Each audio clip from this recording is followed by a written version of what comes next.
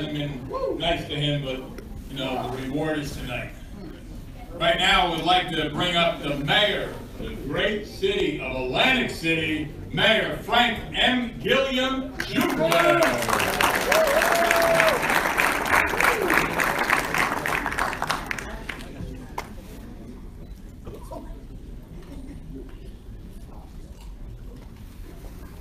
Yeah, good evening, everyone. It's recording. Let's just take a moment of silence for Ray, and just let's put us in the spirit of brotherhood, because what he's gone through within this past few weeks is a tribute to what fighters go through. You got to go through the fire, and he's going through the fire right now. We're going to basically give a moment for him and his family.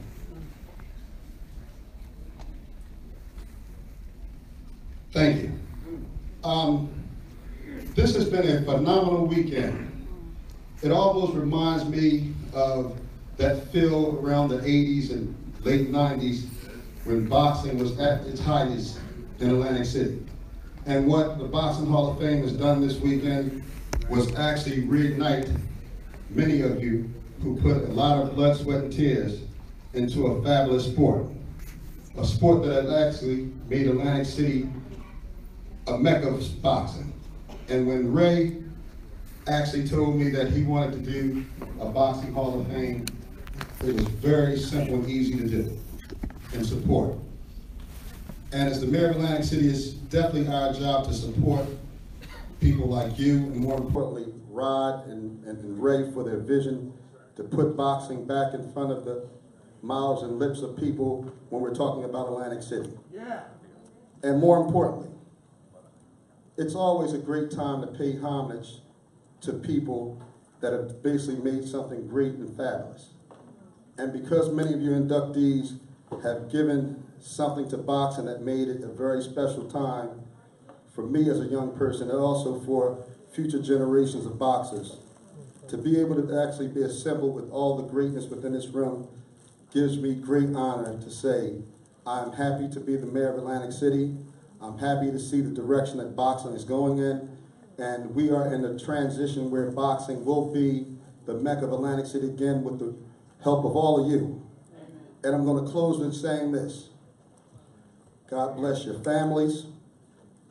God bless America. God bless Atlantic City. And God bless the Boxing Hall of Fame. Thank you.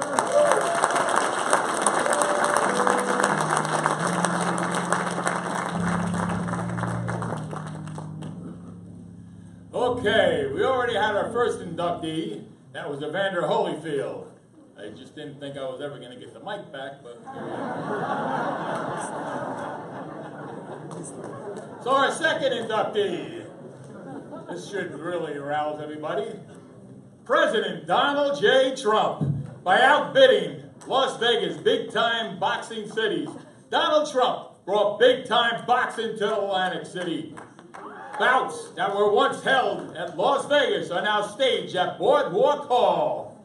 He brought movie stars, rock stars, athletes during the 80s and 90s that filled the seats to watch Mike Tyson stop Biggs, Holmes, Williams, Stewart, and of course the big one, the guy down here, Michael Spinks.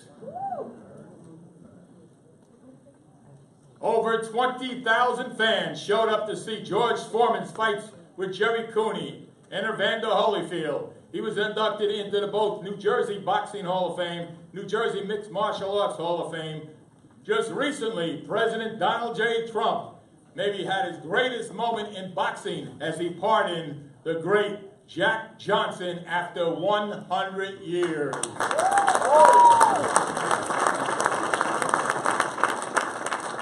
Unfortunately, Donald Trump is stuck on his day job.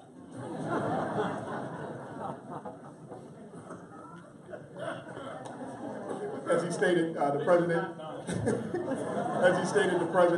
wasn't able to be here, but I do want to make it public that we have been in communications with the White House, and I mean literally in communications with the White House. They called myself and Angela Crockett a few months ago, acknowledged that they were going to be sending an official letter from the president, and that we will be in future time being able to go and present it to him. So we do want to, Hey, look, I know for some people they say President Donald Trump is that a move that you guys are making just for gain.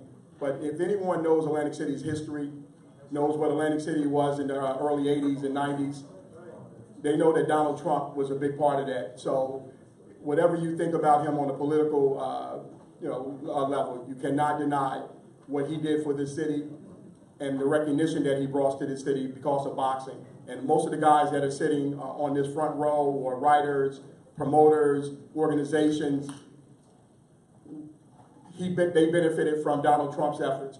So I'd like to say we are proud to have President Trump in our being included in our induction class for 2018. So we want to show him the same respect that we've shown to everyone else.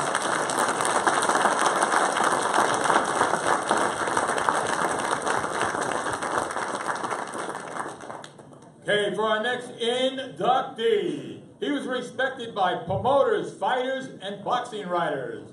Mark Ennis, for his straightforward honesty and good humor.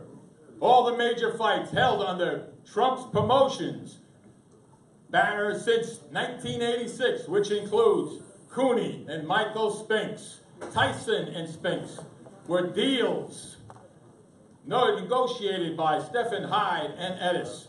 Mark was the driving force in making the $11 million site deal that brought Tyson and Spinks together.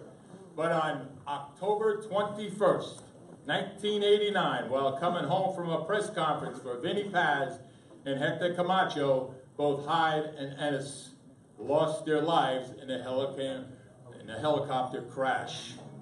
Without him, there wouldn't be no Donald Trump either in boxing. Ladies and gentlemen, I now induct Mark Ennis. Accepting the award will be Don Hurley.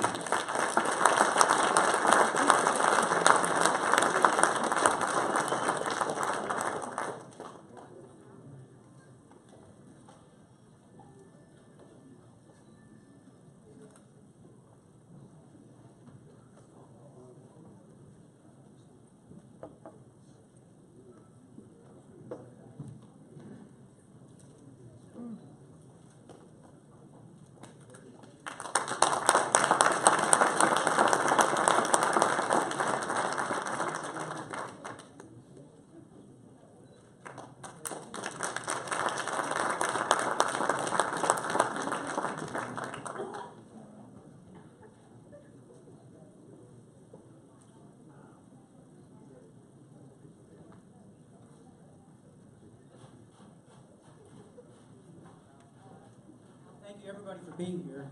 Is my court? Yes, it is. Your presence here is so important. There's so many great athletes and contributors to this great sport of boxing. And Mark J Ennis, as was said earlier, he died in the line of duty. He was actually promoting the, making the announcement for the Pazienza and Camacho title fight that was going to happen. It did happen right here in Atlantic City. But Mark was very special. For those, and many of you knew him, for those that didn't, Mark was one of those guys, they call it unforgettable. If he met you, he knew you forever. He knew your name, he knew your birth date, he knew your telephone number, and that's before you could look things up. He was an extraordinary guy. His pedigree, his middle name is Grosinger. It's one of the most famous names in hotel ever. And Mark's work, he truly made Atlantic City the boxing capital, not only of America, but of the world. Throughout the 1980s, into the 90s, we were where it was at. It was Mark's style. He knew people. He knew how to make a deal. He was the guy. He made the deals. He never took any credit. He just made things happen. And I think the most special thing, other than him being such a great father, he was a very dear friend of my brother Harry. They came up in the business together, originally with Steve Wynn, then with Donald Trump. But Mark had the ability to understand people, and he understood how to make a really great event. And that's where he got the pride, the pleasure, and he really, the loss of him and Mr. Hyde and Jonathan Bedenoff when they passed away on that terrible day back in 1989, it changed the face of Atlantic City and of the industry. So many of the things in Atlantic City is poised for a great comeback. A lot of you know that, what Evander Holyfield has done, bringing fights to Atlantic City. Hard Rock is going to open in about 2 weeks. That arena will still bear the name of Mark J Ennis. So it shows you what kind of guy this was. The competing company is keeping his name. So, thank thank you all. Thank you for remembering Mark Ennis. He's truly worthy of this honor, and I accept this on behalf of his family and his friends. Thank you all. Have a good evening.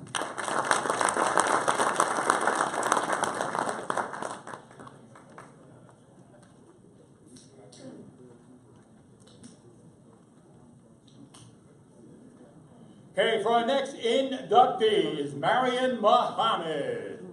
After 10 years of work in the promotion end of the boxing business, Maryann was asked if she would like to become a founding member of the World Boxing Sanction Organization known as the IBF USBA in 1983. She accepted and became the executive secretary. In 1999, she added the treasurer's title, and 2 years later, she was voted in as their president, a title she would hold until 2010.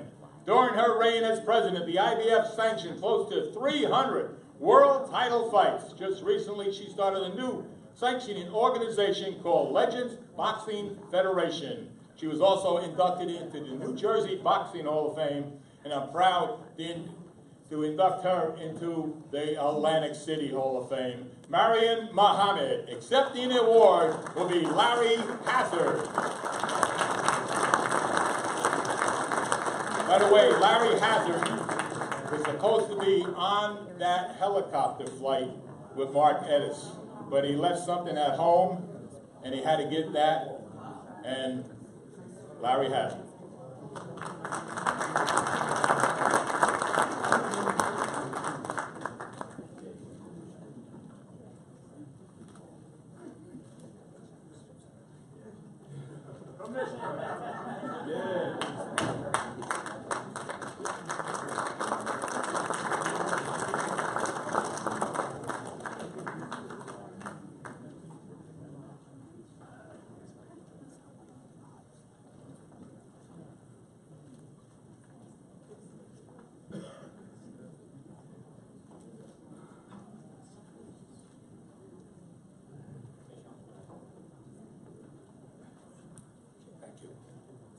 Okay, I want to thank you very much, Henry.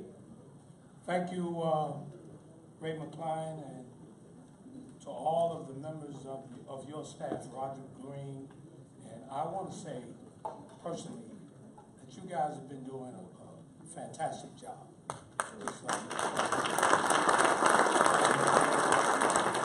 I want you to know, Ray, that I'm aware of the ordeal that you've been going through. And you have my greatest respect for your willingness to fight, because I like fighters. You know, and you don't you're in the right venue when you talk about boxing. You're in the right place. You know, and just keep fighting.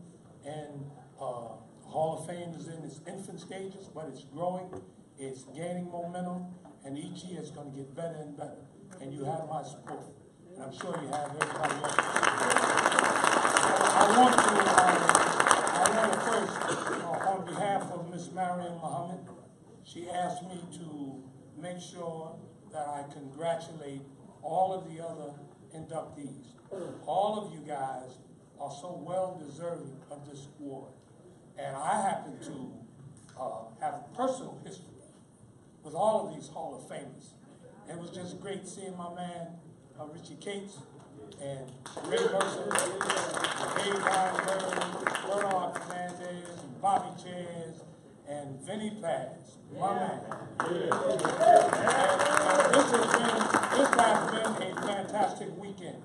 I saw Hector Macho Camacho Jr. He's crazy, just like his father. That was my man. You know, and boxing, the sport of boxing here in New Jersey has just been tremendous.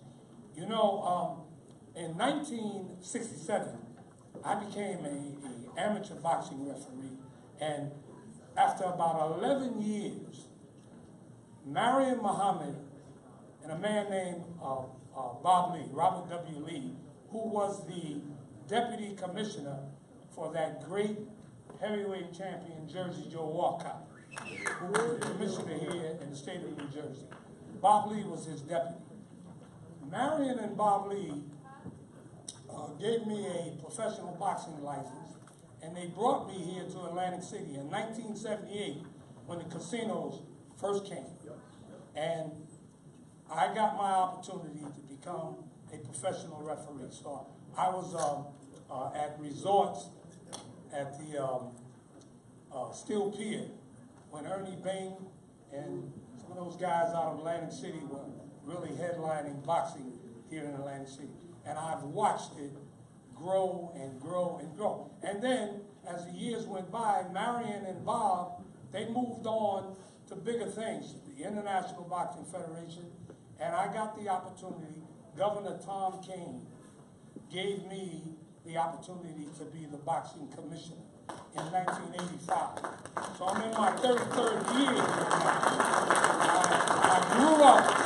I actually grew up here in boxing in Atlantic City. And I was there during his glory days, and I feel it coming back again. All right, man. We ready to roll again. So Maryann is so, she is so happy that, you know, she's getting this award. She didn't go in with the inaugural class, but thank God she's going in now because she made many of us. She opened the doors.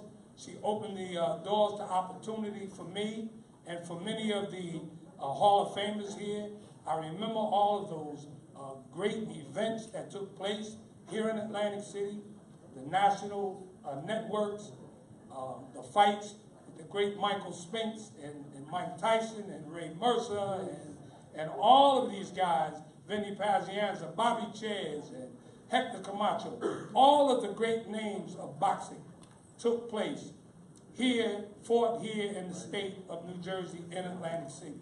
So we are still the boxing capital of the world. Yes, sir. Believe me. And we're coming back now to reclaim our title. So Maryann wants to congratulate everybody. God bless you, Ray, and your staff, and God bless the Atlantic City Boxing Hall of Fame. Thank you, everyone, for coming out.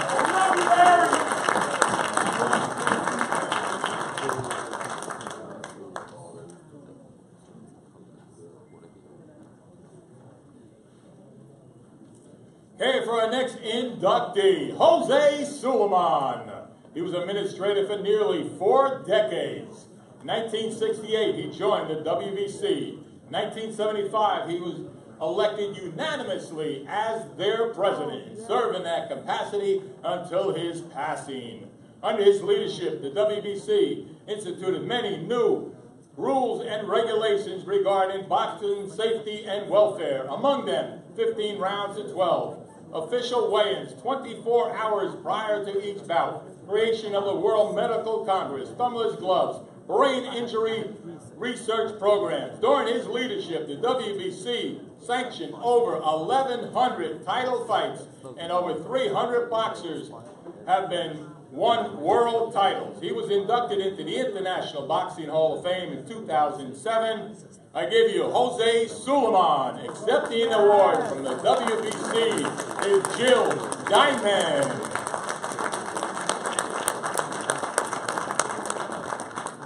By the way, the awards that go around the neck of each honoree is from the WBC. They look like gold medals, but it's from the WBC. All right. All right. All right.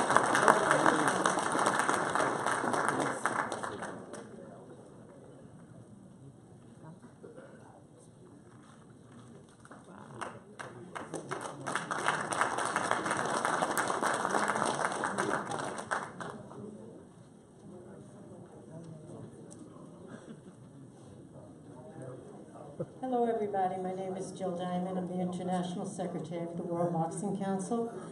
Mauricio was so regretful that he couldn't come. There was a family emergency, and I've been texting him pictures every day, and he's sending me notes saying, please tell everybody that I love them. They are our heroes and motivate us to do what we do. And I grew up in Coney Island, but when I was a kid, my family would wrap me up and we'd come over to Atlantic City, so I'm an Atlantic City person too. So I want to read a note that Mauricio sent for this occasion.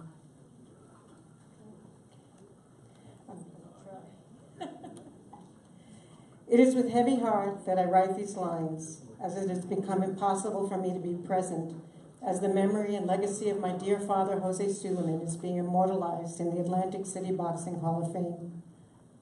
Don Jose Sulaiman dedicated his life to the great sport of boxing and served as president of the WBC for 38 years, since he was elected in 1975 in Tunisia. His greatest pride was to lead the WBC and all its members to take as a priority the battle against discrimination and abuse of power. The WBC family stood against apartheid in South Africa, and this was recognized by the United Nations by presenting a citation to Jose Sulaiman at the General Assembly, and by Nelson Mandela himself by opening the WBC convention in Johannesburg, South Africa. His relentless drive to make boxing safer brought to the sport most, if not all, of the current rules that have saved thousands of lives throughout the years. Atlantic City was fundamental for the legacy of the WBC, and my father loved to visit as many memorable and historic WBC championship bouts that took place in Atlantic City. Many of his dear friends were from the state of New Jersey, including Tom Kaczmarek, one of the greatest judges in history, and Commissioner Larry Hazard Jr., who has been a great asset to the sport and shared the care for boxers, just as my father did. On behalf of my mother, my brothers, and the grandchildren, I wish to express our gratitude and thanks from the bottom of our hearts. The Atlantic City Boxing Hall of Fame, I thank them for keeping the memory alive of our dear leader, mentor, and hero. Let's hear it for Jill Diamond.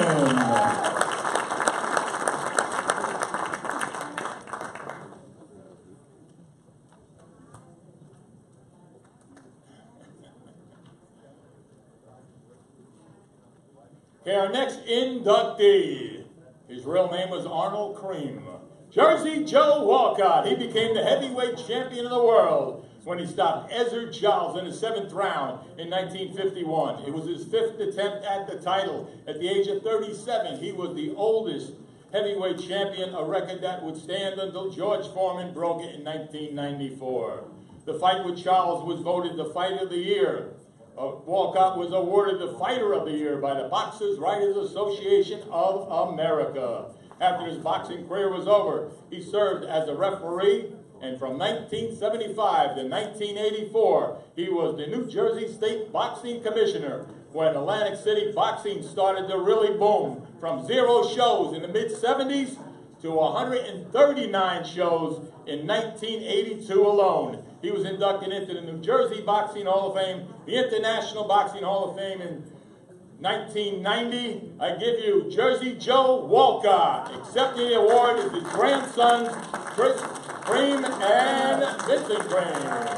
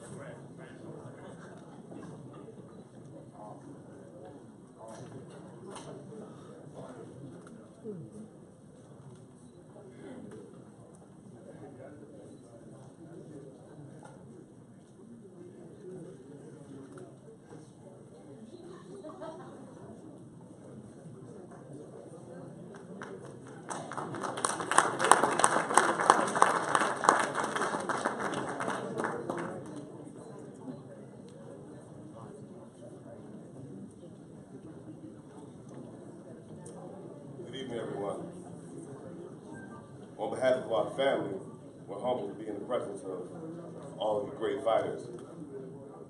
Our grandfather was a remarkable man, to say the very least.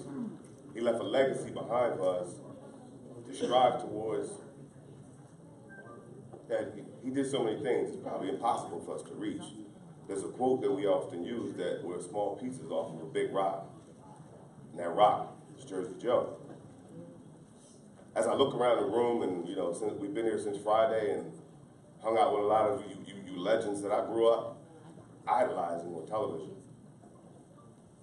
For the first 15 years of my life, Grandpa was just a good smelling man with all the change in his pocket who would just, rub you on your head and come sit you on the lap. And, we go out to places and you see the red carpet roll out in front of him and the seeds would part and you go, what's up with that? You think of those things. And then somewhere along the line, when you become a student of the game versus just a fan, and then you step back and go, hey, wait a minute. Oh, I get it now. There was a connection point. I would often call my grandfather and speak, talk boxing with him. We were down here for the Tyson Spinks fight, and I remember walking in, I believe it was in Trump Plaza in the atrium, and I looked up and I saw Michael Spinks in the ring a couple of days before the fight, and I'm like, wow, that's Michael Spinks right there. Like, I remember those iconic moments in my life. Razor Ruddock's shoulders being as wide as doorways, and all those different things that were just, to a kid, watching it through the tube and just living with a man like Jersey Joe, you can't really fathom that until you're amongst it. So I'm humbled that the Atlantic City Boxing Hall of Fame, as well as all you great champions, you have accepted us in a grandfather position into the fraternity that is very honorable, very honorable. I won't belabor the point. I'll just say to Ray, oh, let me fix something. Is there a big difference between an undisputed champion and a faction of the belt? You guys agree with that? Jersey Joe Walcott was the undisputed heavyweight champion of the world. George Foreman had a part of that belt. Let me just fix that historically speaking. He had a part of that belt. No disrespect, but he still holds that distinction if you really want to be honest about it. But to Ray, I want to say to you, our grandfather's story was one of perseverance through it all. So as we fall down, you fall down 4 times, you get up 5. Marshall champion, just keep going. That's what we learned. That's the perseverance we learned. I prefer to my brother here to wrap things up, bro. That's the big bro, right? It's my brother Benton.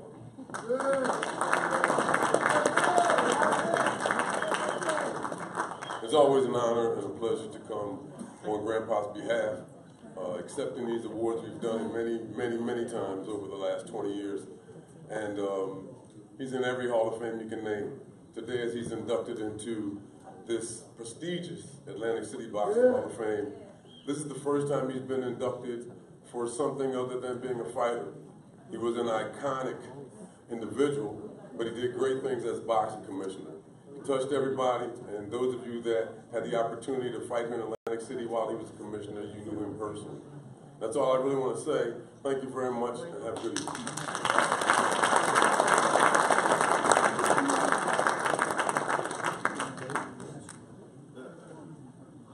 Okay, for our next inductee.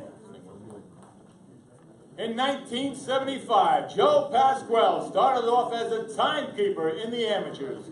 Of course, after a couple of 4-minute rounds, he switched to judging. In 1984, he became a professional judge and has judged over 1,500 fights all over the world for every major sanctioning organization in boxing. He has judged many of the old-time greats as Roberto Duran, Chavez, McGirt, Mildred Taylor, Simon Brown, Rocky Lockers, Pernell Whitaker, Riddick Bowe, Vander Holyfield, Tony Hopkins, Trinidad, Mercer, Ricardo Lopez, Dwight Muhammad Kwawi, Klitschko, Thurman Garcia fight, as well as the Gotti Ward 2 and 3. He was also inducted into the New Jersey Boxing Hall of Fame. And Harold Letterman once said he is one of the finest judges in our sport. Let's hear it for Joe Pasquale.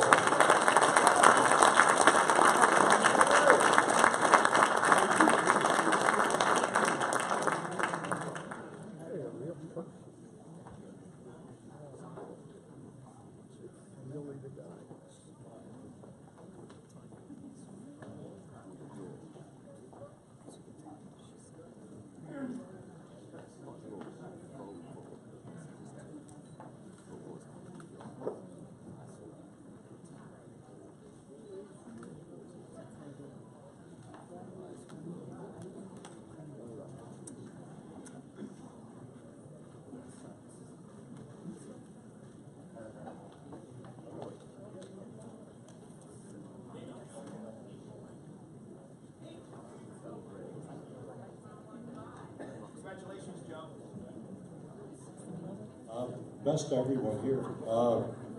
I didn't know it was that many fights, but they were all great.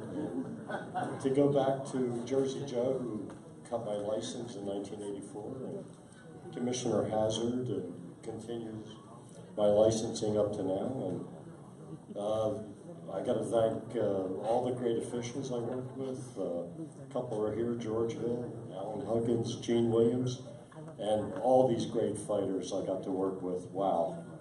Thank you. Hey, Margaret.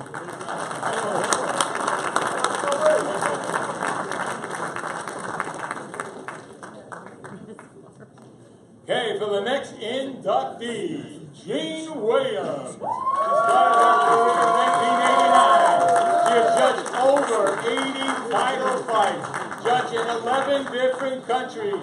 She judged the first championship fight at the racetrack in Atlantic City, New Jersey. She was one of 3 female judges to judge a world title fight in the heavyweight division. She was the first female to judge a pro and a title fight in Scotland. She was one of the first 3 women to judge 6 female championship fights in one card at the Tropicana Hotel and Casino. During her career, she judged such fights as Mercer Morrison, Bo Ferguson, Holyfield Mercer, Holyfield Lewis. She's also a vice president of the Police Athletic League in Atlantic City for over 15 years, and a national PAL in volunteer since 1989. She was the vice president and acting president of the Mid-Atlantic Association of USA Boxing. She was also inducted into the New Jersey Boxing Hall of Fame.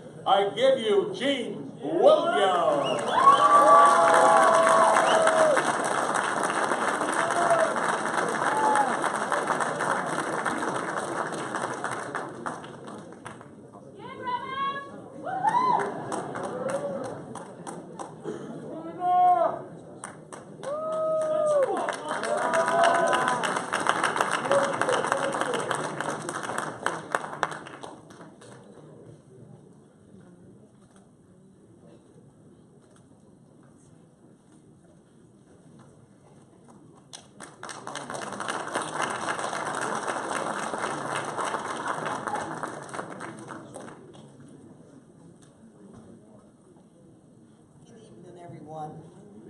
I want to thank God for giving me the pleasure of working with boxing since the age of 13 here in Atlantic City.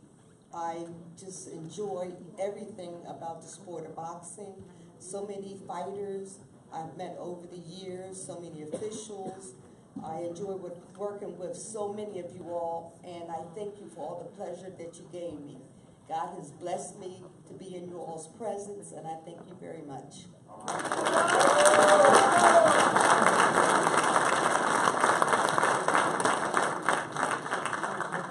For our next inductee, usually see him behind the camera, but now he's going to be in front of the camera, Ray Bailey. His career started as a boxing designer in 1989. His photographs have appeared in all the major boxing publications, including Ring Magazine, Boxing Digest, Philadelphia News Observer, World Boxing Japan, World Boxing Magazine, Fist Magazine, Boxing News, Boxing Monthly. In addition, he has provided photos for the New Jersey Athletic Commission, CSI Sports, M&M Sports, D-League Promotions, Peltz Boxing, Duma Boxing, Main Events, New Jersey Boxing Hall of Fame, and all the major sanctioning bodies, including the IBF, the WBA, the WBC, the WBO, the IBO. He was also inducted into the New Jersey Boxing Hall of Fame. I give you Ray Bailey.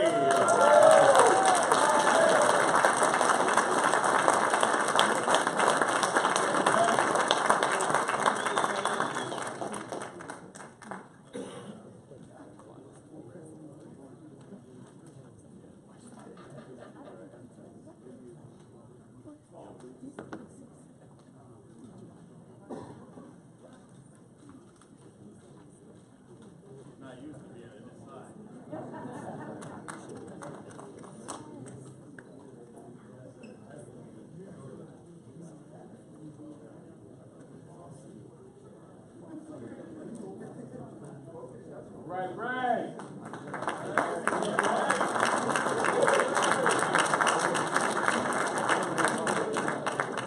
Okay. You can put me to work, Ray, but everybody knows you. You've been in New Jersey Boxing Hall of Fame. Your pictures have been all over magazines. How do you feel about being inducted into the Atlantic City Boxing Hall of Fame? Wonderful. What you can always tell. You can always tell your friends you were inducted with all these great icons here of boxing and with the President of the United States. So you'll never forget that. Congratulations, and you're still one of the best photographers in the business.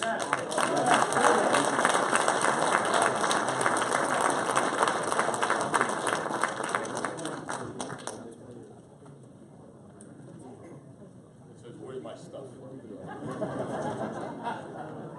Our next honoree, inductee, Bernard Fernandes. He was a sports writer for almost 49 years. 28 of those years was at the Philadelphia Daily News, where he was a boxing writer and also Penn State football beat writer until his retirement in 2012. He was a 5-term president of the Boxing Writers Association of America. He was inducted in both Pennsylvania and New Jersey Boxing Hall of Fames. In 1998, he was awarded the Nat Flasher Award for Excellence in Boxing Journalism. During his career, he's won close to 100 national, regional, state, and local awards for writing and public service. I give you the one and only Bernard Fernandes.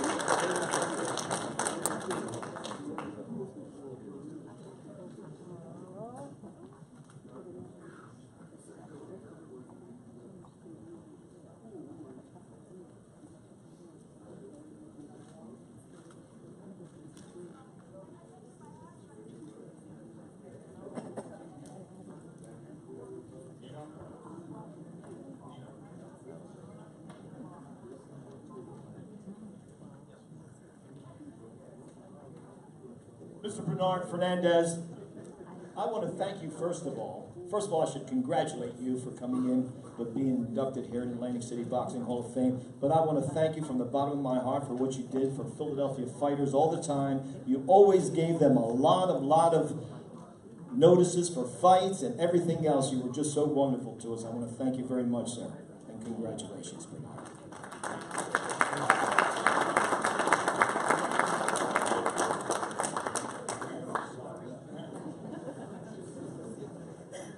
I just wanted to say that in December of 2009, I did a big 4-page spread in the Philadelphia Daily News of the history of Atlantic City boxing. Most of it centered on the introduction of casino gaming in 1978 for the next 20 years. And the high point was not the 139 fights in 1982. There were 145 in 1985. From 1982 to 1985, Atlantic City averaged 130 plus fight cards a year. That was down to 6 in 2006. Obviously, you talk about coming back. Last year when I did my first story in the Atlantic City Boxing Hall of Fame, Ray McCline told me, he said, we don't want this to be a celebration of what was. Just of what was. We wanted to be a celebration of what could still be. And we just had 3 fight cards in 2 days.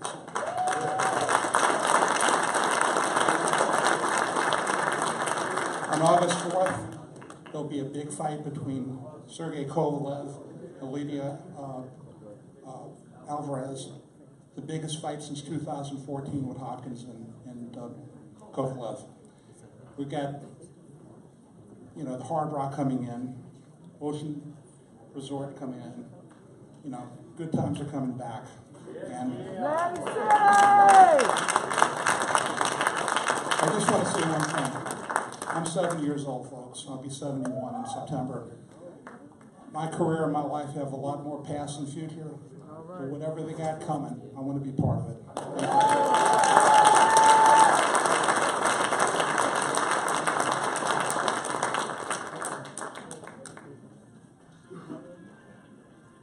For our next inductee is another boxing writer, Dave Weinberg.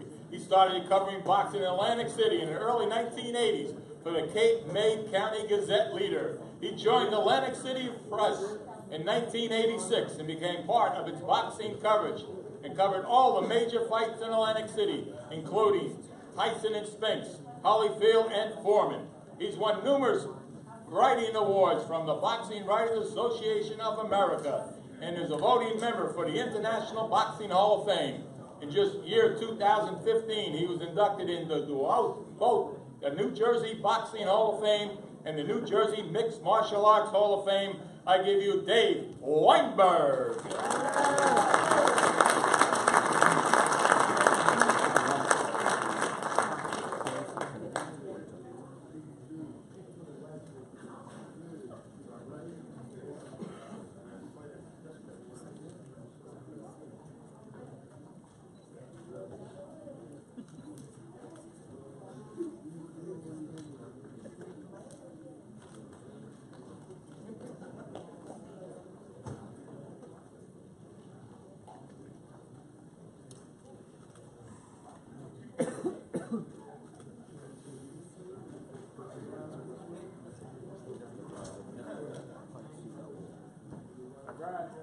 I'll be real quick. First, I'd just like to thank the Atlantic City Boxing Hall of Fame for this prestigious award. I'm extremely humbled and blessed to be inducted. I want to thank my awesome family, my wife Karen, my son Kyle, my daughter Ashley for all their support. I also want to thank mainly the fighters who have given me the privilege of covering them since Don Albaum's Tuesday night fights at the Trop in the early 80s and right up until last night's card at in the ballroom at that Boardwalk Hall. But I have a special place in my heart for the Atlantic City boxing community. The local fighters, trainers, judges, promoters, guys like Bruce Sheldon, Bill and Lavender Johnson, John Brown, Diane, I could go on and on. And I just want to thank them for trusting me and respecting me enough to chronicle their tremendous victories and their heart-wrenching defeats, both in and out of the ring. And those are memories that I'll take with me for the rest of my life. Thank you.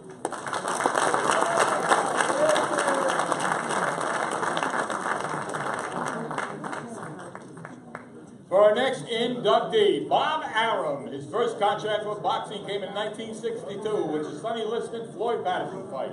A few years later, he formed Top Rank Incorporated. He went on to promote 27 fights, headlined by the greatest, Muhammad Ali, starting off with Ali's fight with George Chavallo in 1966. He also promoted 20 fights featuring Marvin Hagler, including the fight with Sugar Ray Leonard, 14 with Foreman, including his fight with Holyfield, 10 with Arguello, and of course Sugar Ray Leonard, including his second fight with Tommy Hearns, and all of De La Hoya's fights through 2004. He also promoted fights featuring Frazier, Duran, Monzon, Chavez, Carvajal, Mancini, Barkley, Tony, Morales, Cotto, Mayweather, Pacquiao, of course Lomachenko. He was also inducted into the International Boxing Hall of Fame in 1999, Bob Arum. I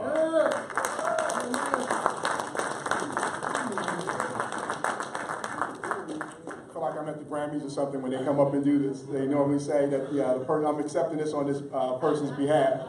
But we were also communicating with Mr. Arum's office at Top Rank, and they're going to. I don't want to be premature, but we're going to be seeing Mr. Arum pretty soon back here in Atlantic City. And once we are able to announce that, we'll be presenting Mr. Arum with his award here in Atlantic City.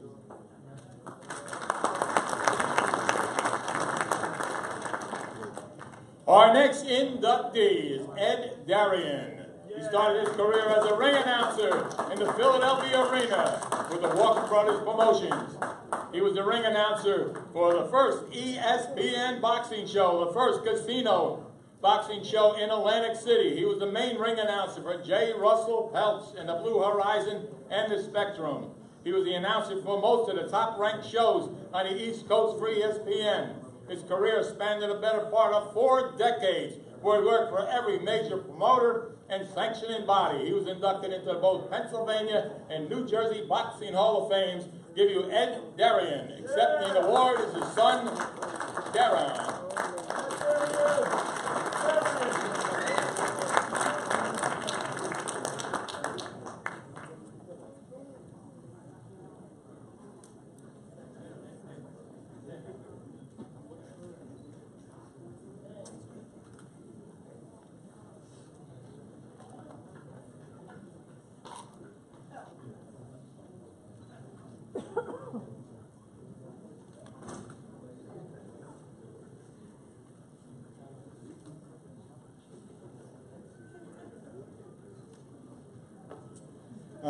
I would like to thank the Atlantic City Boxing Hall of Fame for its hospitality. And I'm accepting this award on behalf of my father. I'm sure he and my mother are both very proud. And I congratulate everybody, all the award recipients here tonight. Thank you very much.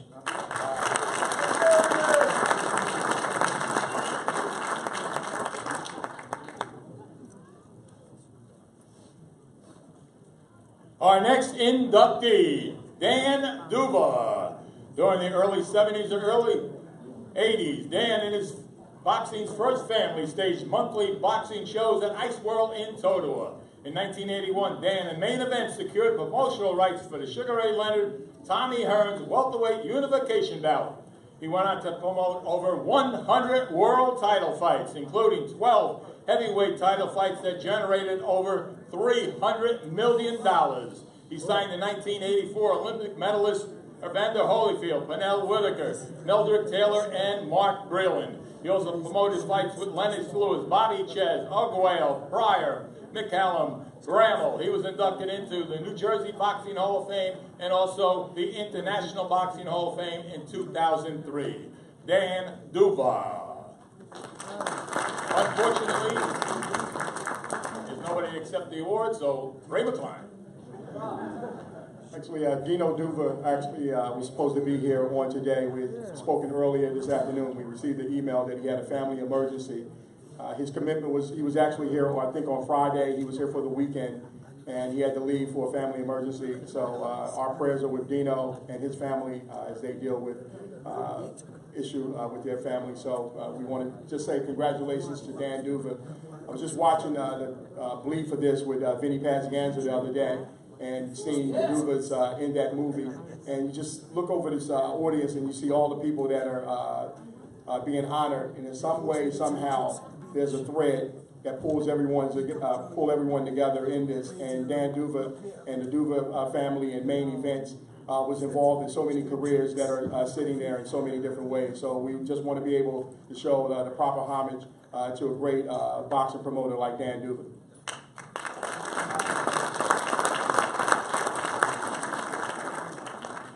Okay, for the next inductee, Diane Fisher.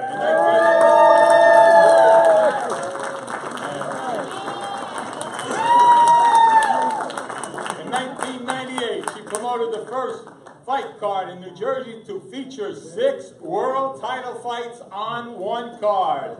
She was the first woman ever to be chosen New Jersey Promoter of the Year by the Atlantic City Press. She was also the first woman ever to promote an all-woman fight card in the state of Louisiana. First woman ever to promote a world title fight in the country of Panama. And the first, she's been the first, and the first promoter ever to have a title fight in the state of Delaware. She was also the first female promoter to promote a heavyweight championship fight on HBO. She was also inducted into the New Jersey Boxing Hall of Fame in 2007. Let's give it up for promoter extraordinaire, Diane Fisher.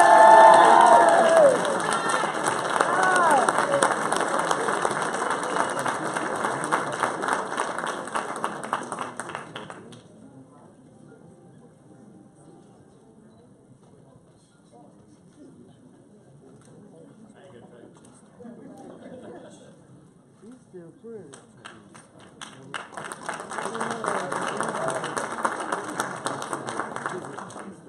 of all, where the hell did you get that picture at? I sent you 4 good ones that made me look good. Now, forget it. And I do have clothes on here. I have to tell you a quick story. First of all, Chuck Wepner, AM Blader, every time he was at my fight, he would come over and he'd put his foot up, so I'd get in and I had a skirt like this, and he said, "D. Lee, don't lift that leg too hard." He says, "Because I'll see your panties." I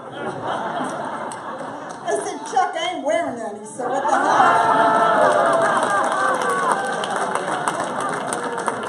Thank you for having me here. I appreciate it. There's one thing about a promoter, which I think I'm the only one here tonight, that I feel that make me look good.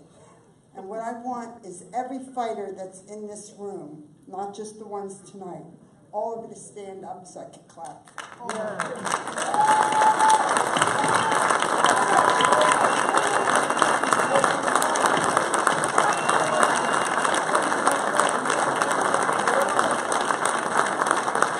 You guys make me look good. Thank you.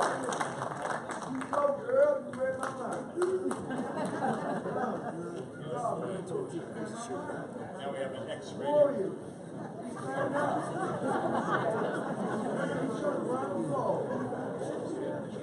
For our next inductee, Marvin Graziano. He started training fighters while still in his 20s. Career that would last over 40 years.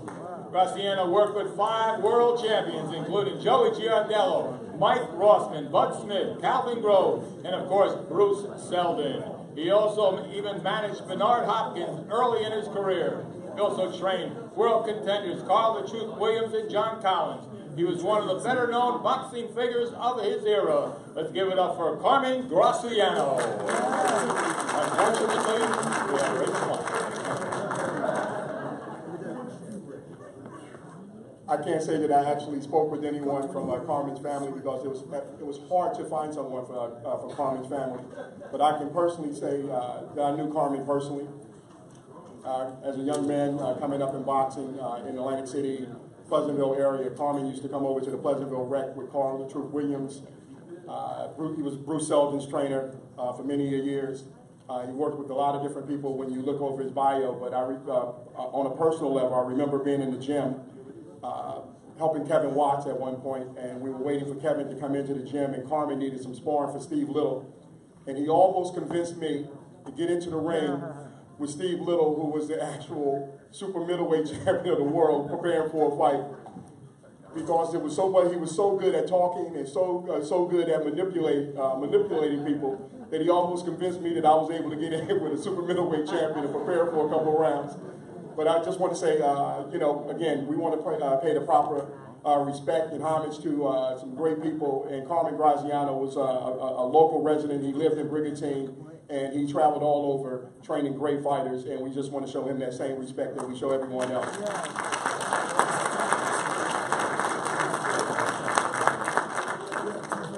Our next inductee, Ralph Citro. He was a boxing jack of all trades. He was a fighter, cutman, author, and historian. From 1984 to 1993, he was the sole editor and publisher of Computer Boxing Update. He was known as one of the boxing's top record keepers. He was the director of the International Boxing Research Organization from 1993 to the year 2000. He was widely considered as one of boxing's top cutmen with over 125 title fights to his credit.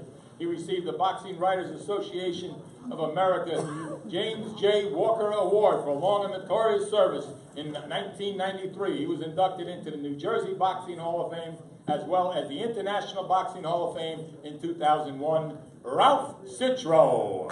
Unfortunately, we have right. Hello again.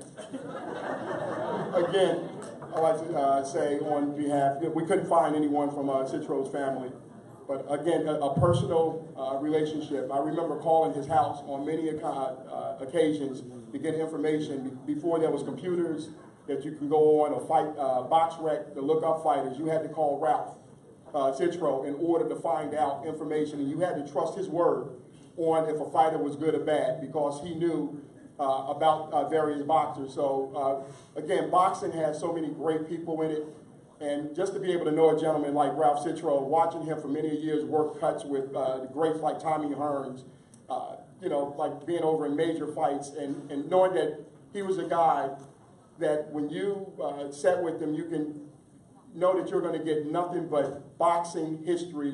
You know, it was like a 101 course in boxing. So again, I like to say, you know, it's a pleasure and an honor of the Atlantic City Boxing Hall of Fame being able to induct a great person like Ralph Citro into its honor.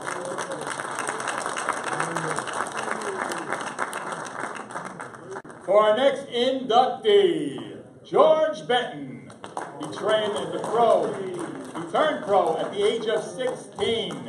He fought from 1949 to 1970, beating world champions Joey G. Ardello and Jimmy Ellis. He also fought guys like Luis Rodriguez, Benny Briscoe, and Ruben Hurricane Carter. As a trainer, he studied underneath Eddie Fudge and was in Joe Frazier's corner in the Thriller Manila. He planned his strategy for Leon Spink's win over the great one, Muhammad Ali. For 17 years, he worked with Lou Duva in the main events as their head trainer for such greats as Holyfield, Whitaker, Taylor, Lockridge, and Bumpus. He also went on to train Briscoe, McCall, McCallum, Moyer, and Biggs, just to name a few. In 1989, he won the Boxers Writers Association of America Trainer of the Year Award. He was inducted into the Pennsylvania Boxing Hall of Fame as well as the International Boxing Hall of Fame in 2001. I give you George Benton. And here's Frank.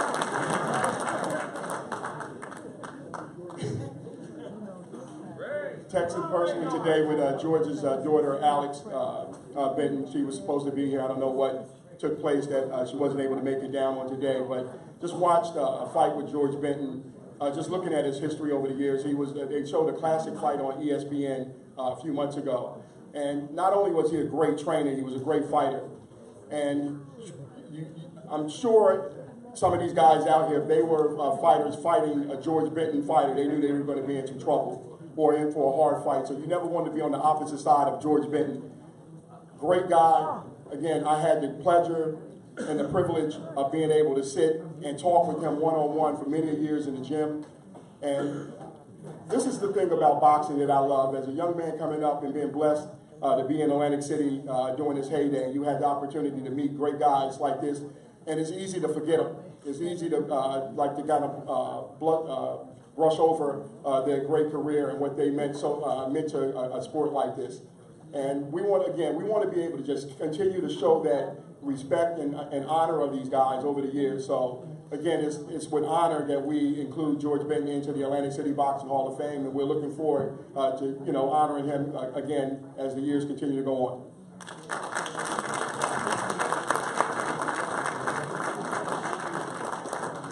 Okay, for our next honoree, the Atlantic City Express, Bruce Sheldon. An amateur record of 20 wins and only 4 losses, winning the New Jersey State Golden Glove title. As a pro, he won his first 18 bouts, 15 by knockout.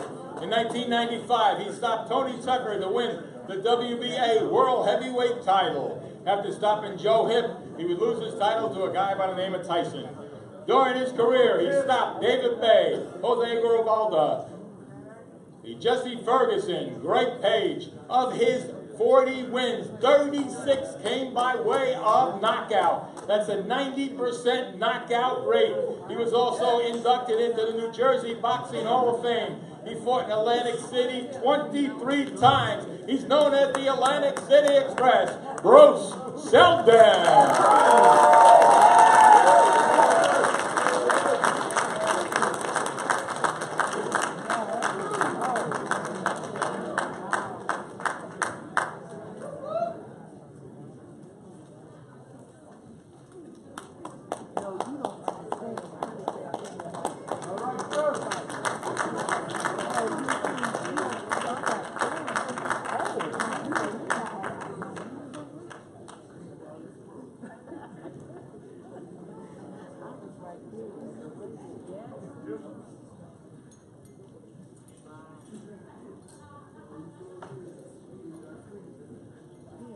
Thank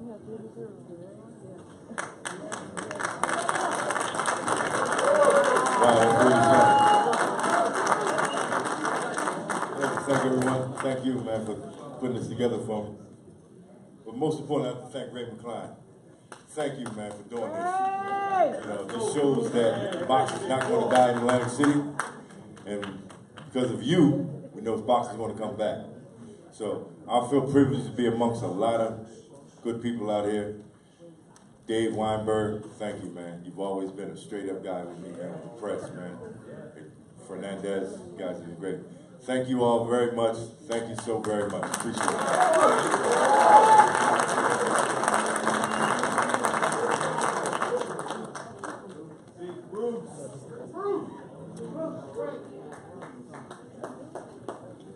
Okay, for our next inductee, Jeff Chandler. After only 2 amateur bouts, I think he had his first one on Monday, the last one on a Friday. Jeff turned pro. He captured the North American U.S. titles. In 1980, he would become the WBA bantamweight champion of the world. He made 9 successful title defenses before losing to Sulaiman. At his best, he was considered one of the best pound-for-pound fighters in the world. Many still consider him the greatest bantamweight this country has ever produced.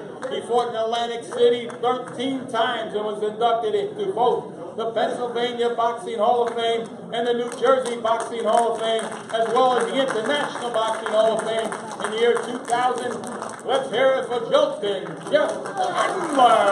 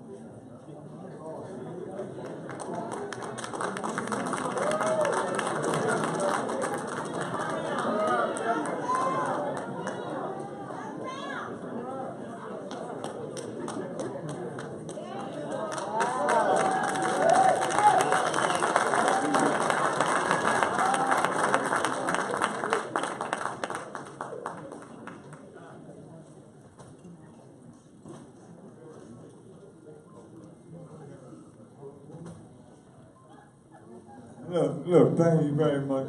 It's all been big time for me. But I'm still trying to enjoy it. I'm holding on. Thanks for having me.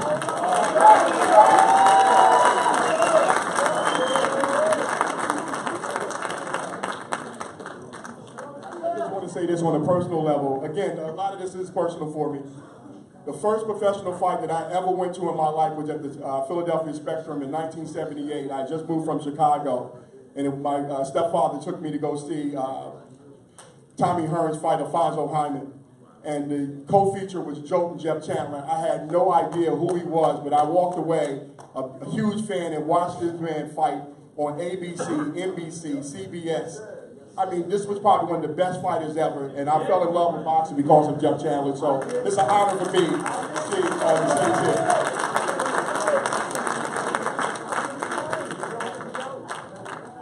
Okay, for our next honoree was one of my favorite fighters, Bobby Cheng.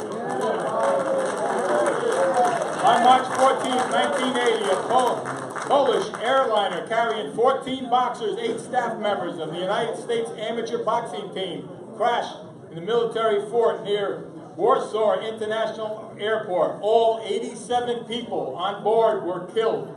Ches was a member of that team, was supposed to be on that flight, but he stayed home in New Jersey due to a broken nose suffered in a car crash. Many car crashes later, he's still crashing cars. He then turned pro.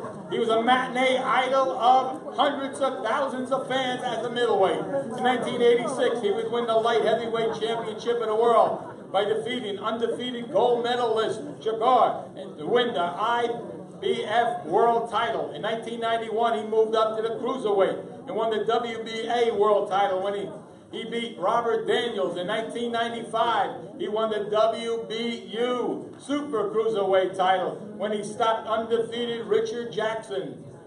During his career, he beat two undefeated gold medalists. The other one was Andrew Maynard. He even moved up to heavyweight class and fought a guy by the name of Vander Holyfield. He fought in Atlantic City 18 times. He was inducted into the New Jersey Boxing Hall of Fame, and now he's being inducted into the Atlantic City Boxing Hall of Fame.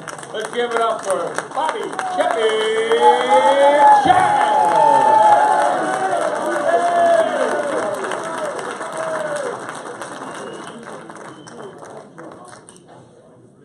Yes.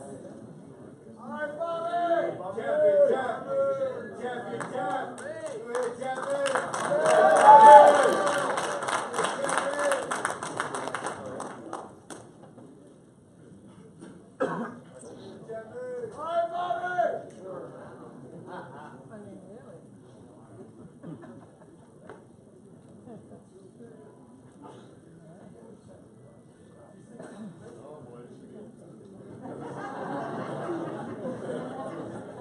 Yes, I've never met a microphone I didn't like.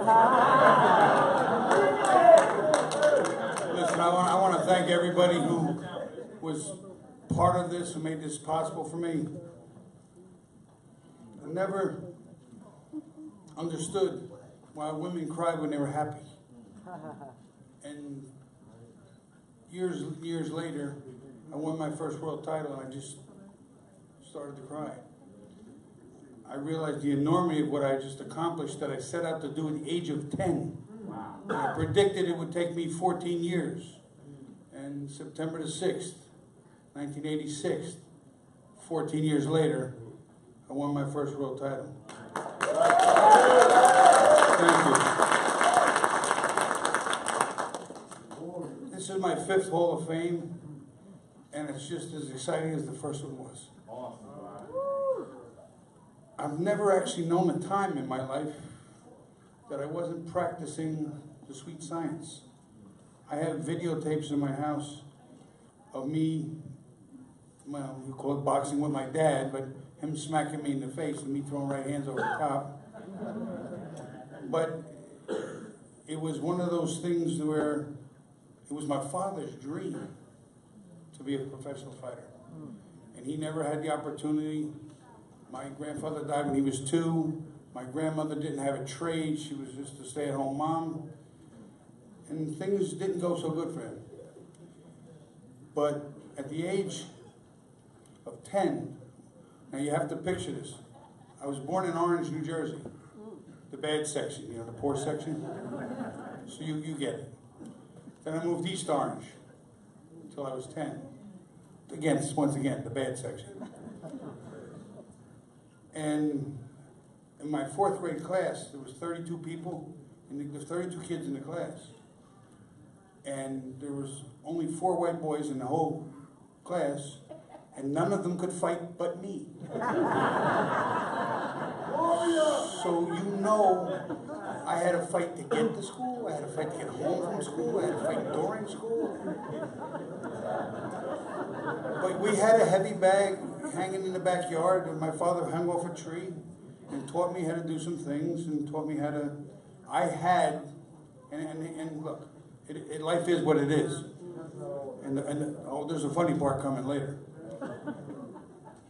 I had to go up each step. Like, we all knew in the class who was the toughest and who wasn't. But I had to start at the bottom and fight everybody up to the top till I got any respect at all. Warrior! Yeah, you would say that. Crazy, whatever. Then I moved to Wanacue, the white suburbs. Well, guess what? I had to fight my way up that goddamn class too. Every single one, because I had a little longer hair. I was more of a city kid. I was more of a. I always used to say I'm the darkest white man alive. In the gym, when I was training in Lou Costello's Sportsman's Club, they used to call me the white boy with soul. which was an extremely high compliment. And I tried one time to tell one of the, I was being interviewed, and I said, he couldn't understand the soul. So I thought to myself, all right, go get in your head and figure this out. I said, all right, got it. Larry Bird, Boston Celtics. Yeah! Technical perfection. Michael Jordan has soul. Michael Jordan can move his body in 3 different directions at the same time and still slam the ball over your head. So I tried to explain to him that there's a different movement. You know, white guys go like this, and black and Hispanics go like this. Boop. That's it. Boop. Boop. And then they hit you. And you're like, where the hell did that come from? So, as I trained all those years from the age of 10, by the time I was 15, I was sparring with and boxing with people who were rated in the top 50 as professionals at my weight. And no problem. And there would be fighters that literally had to try to kill me just to keep me off them, because I was a little bit aggressive, but you kind of knew that already. As a kid, I really wanted to be a football player before becoming a fighter. But when I was 10 years old, we moved from East Orange to Wanacue. In July of 1972, I was 10. And I went to the gym. My father forced me to go to the gym. Me and both my brothers. I was 10, Vince was 9, Tony was 7. And I weighed like 75 pounds. I mean, I was like, you could blow me over with a good whiff. I was a small kid, but I was tough. And tough isn't something you can learn. It's just something you are born with or you're born without. And I trained September, October, November, December, January, up till February the 9th. The day before my 11th birthday, till I ever sparred. And they put me in a ring. Now, my dad was training me, so there was like this little rivalry between the gym trainer and my father, because my father wouldn't let the gym trainer train me. He thought he was better at it. And it turns out he was. And I sparred with the kid, and he was about 20 pounds heavier than me, but not that experienced. And I beat the crap out of him. And the trainer came out and said to Tony, this kid, he said, get out of the ring. And I started to get out of the ring. No, not you, him. So I looked at my father like, what's going on? Then he put this other kid, Jimmy, in the ring, who was 13 years old and was one of the most accomplished junior Olympic boxers in the gym. So I turned to my father, and I'll be honest with you, I was nervous as hell, but I was more afraid of my father when he looked at me the way he did. I'm not getting out of the ring. No, I'm not. No, we're going to go kick some ass. And over the next 3 minutes, which was a lot of it was a blur to me, but at the end of when the bell rang, I got a standing ovation from everybody in the gym, fighters, trainers, even the families that were onlooking. And it's the first time I believed that was special. I believed that was different. And as time went by, my father, after I had some problems and had some broken noses, because I was working with pros, and some of them were like literally fighting back at me, like it was a fight, because I was that aggressive and I kind of forced it.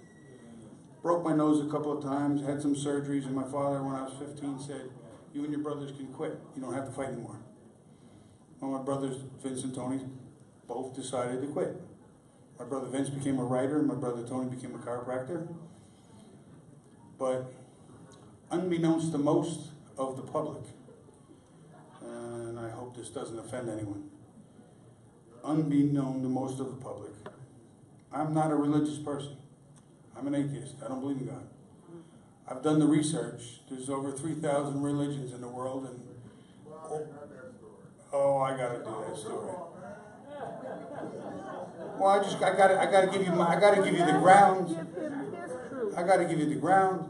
So I know I researched it. I looked. I tried, and my mother's a devout Catholic, and she says she has flat knees for praying for her sons, which I understand. But I couldn't buy into it, so I had 4 partial pre-med scholarships and a senatorial appointment to West Point, which I turned all down. And the people in the news, when I turned pro, they said he's white, bright, and polite, but can he really fight? I didn't like the rhyme at the first time, but after a while I kind of got used to it. And over the years, you know, I turned pro with Lou Duva and stayed there for 4 years, but then went on my own way. And he had, 14 or 15 fighters, and years-wise, 18 years, I outlasted all of them and won as many titles as any of them. So I figured that I validated what I chose. But the reason for boxing is just that I needed a legacy. I needed something to be in place when I'm gone. And now I've got, 3 world titles, 6 different weight divisions. And I'd really like to, from the bottom of my heart, honestly, thank this organization for giving me something extra to celebrate before I go into that pie in the sky by and by. Ladies and gentlemen, thank you from the bottom of my heart.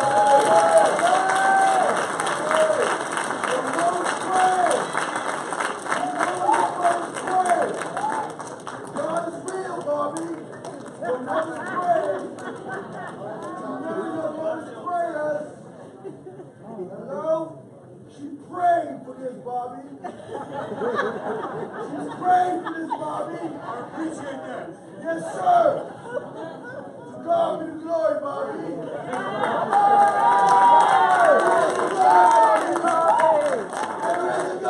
Okay, let's get on with this. Our next inductee, Hector Camacho. Winning 3 New York Golden Glove titles, 2 interstate Golden Glove titles. As an amateur, he turned pro in 1980 and 1983. Camacho won the WBC World Super Featherweight title. In 1985, he also won the WBC World Lightweight title.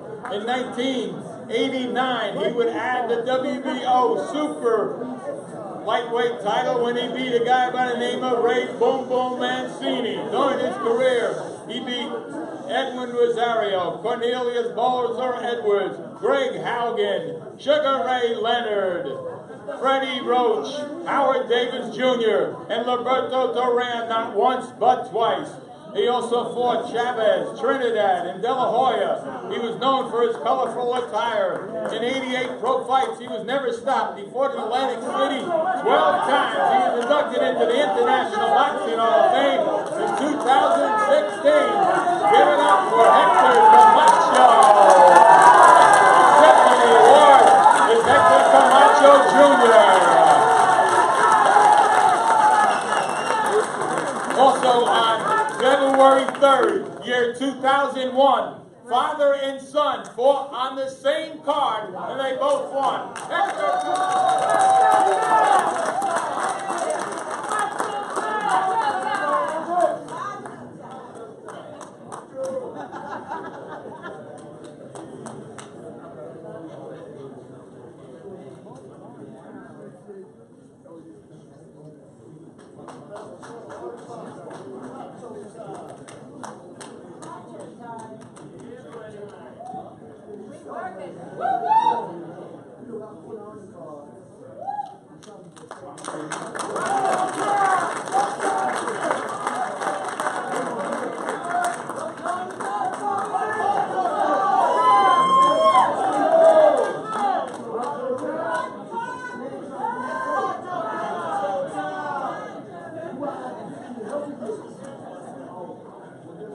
What time is it? What time is it? Yeah, buddy. I'd like to start off and give thanks to the Creator, because there's a God up there. Salam alaikum to my Muslim brothers and sisters here. We pass through Ramadan. We stand strong to that rope. God bless the rest. I'd like to acknowledge also today marks the 2nd year of death for the great Muhammad Ali. May peace be upon him. A boxing great. It's a pleasure being here, standing in front of greats. We all put that sweat, tear, and blood behind everything. We are boxing family. People I've been seeing from small, growing up, and still look good, still look young. I guess that's that boxing. What can I say? It's macho time. My father was a pioneer of this boxing game. Boxing for us, most of us athletes, most of us boxers, is a poor man's sport. It's an outlet for us to make it. That's like the only sport you can skip by school, become a pro. So it's easier for us, especially coming out the ghetto. My father came from where most fighters come from. It's not easy to get out the streets. He showed what hard work is and believing in your dreams. But anything you want to put your mind to and try to achieve it. Aim for the moon. Aim for the stars. If you miss the stars, you're above the moon. So it's a blessing. At this time, to give thanks to Atlantic City Boxing Hall of Fame, Ray McCline, Angela right behind us, bringing boxing back to Atlantic City, the Mecca. I used to love my father to fight in Atlantic City. I just come over for the cheesesteaks, to walk the boardwalk. It was such an excitement back in the days coming here. I remember I used to go to the elevators and ask people. They didn't know who I was, but I was asking people, hey, who, Camacho fights against Pazienza, for example. Or Camacho fighting against, who you going for? I hope they knock Camacho's ass out. They always say it, unfortunately, it's John to put up with him.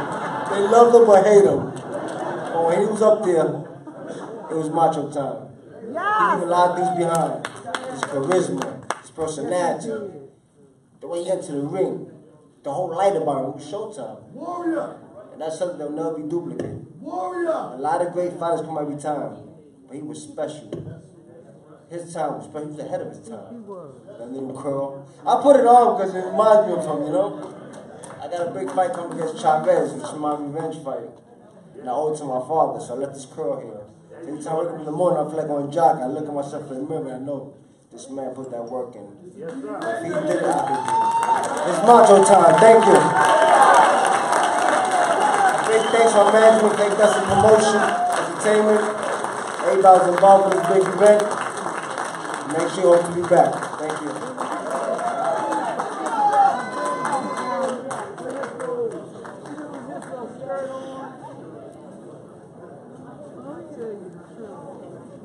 Mike went down.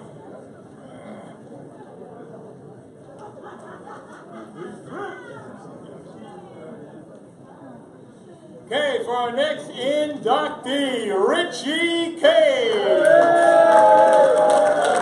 After his first 33 fights, he beat every opponent he ever fought. He only lost to Eddie Owens, who he beat in a return match. He was rated in the top 10 in the world in the light heavyweight division from 1973 all the way to 1984. He beat such outstanding fighters as Don Fulmer, Jose Gonzalez, and he stopped Jimmy the Cat Dupree in the very first round to win the North American Light Heavyweight Championship. He fought Victor Galindez twice for the world title, coming up short both times, but he also fought Matthew Muhammad, James Scott. He won his last 9 of his 10 bouts, beating Murray Sutherland, Jeff Lampkin, and Jerry Martin. He fought in Atlantic City 10 times. He was inducted into both the Pennsylvania and the New Jersey Boxing Hall of Fame. I give you Richie Case.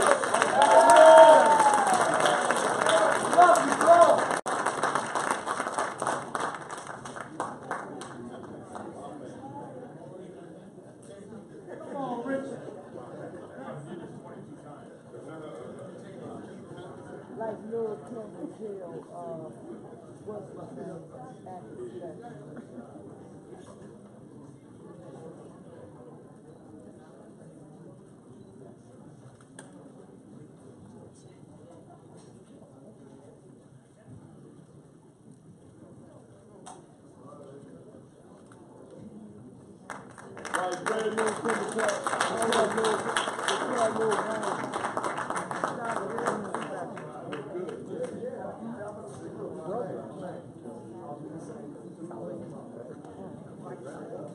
He hits me in the body, and I go, no, Pat, man, you didn't feel that. You get warm, you won't feel it, you won't feel it. Move around, hits me with another shot. I said, I gotta take 12 rounds of this shit? Like, what? Vinny. Nuts, but uno más. Oh, my guy. Nice, thank you. You stay strong. Vinny, this is the Atlantic City Boxing Hall of Fame weekend. What are your greatest memories fighting here in Atlantic City? When I knocked out David Rosenblatt's ass. When I knocked him on the 3rd round, that was a highlight. That was a good one. He had it coming. I didn't stop. He had it coming. That was a good one. It's so funny, like when I think about that. Life is so crazy. You know, I say it every day, but it literally was half the crowd was Italians from Jersey, and the other half of the crowd were Jews from New York City. It was almost hysterical, you know, because Rosenblatt was Jewish, and you know, I don't play off that because I'm not into races, and, you know, that's not my, yeah. I mean, everybody, we're all people, and that's an ugly thing. Like I'm not into that whatsoever. And but it was freaking funny. You see these guys who, like, I'm talking about that Jewish, like, religion stuff with the hats on, and then you got the Cavone Italians on there, like totally 2 different classes of people. It was freaking hysterical. I'm glad I knocked him out. One more.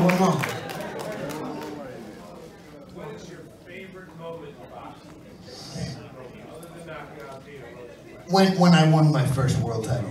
Yeah. And I was the last fighter in the history of boxing to fight 15 rounds. And I got my ass kicked. But I stayed the distance, you know. I knew it was my second fight against Haugen, and I just couldn't make the weight. Literally, I was 13 pounds overweight the day before the weigh-in, and I was on the Atlantic City boardwalk, up and down, up and down, up and down, in plastics and sweatsuits. And I finally made the weight, but the next day I was dead, and he was sharp as a tack, and he laid one on me. Hector Macho Camacho, I loved your father was the bomb, man. He was the bomb. I fought him, but he was awesome. He really was. And he was a funny motherfucker to have around. Oh, yeah. Oh, and I was like, I wanted to tell you this first before I go any further.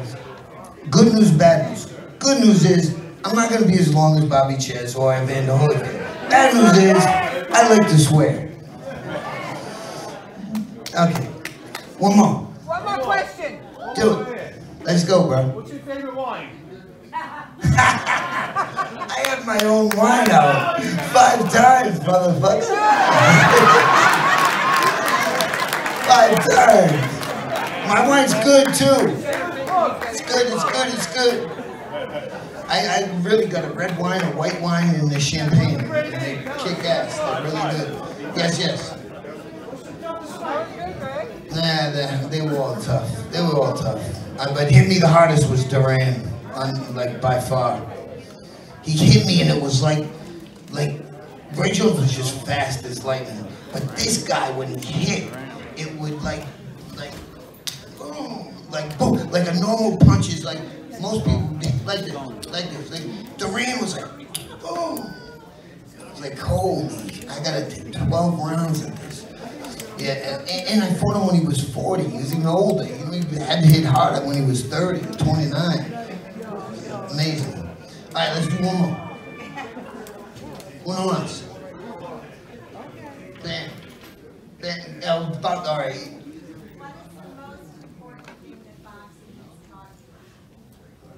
Persistence and determination.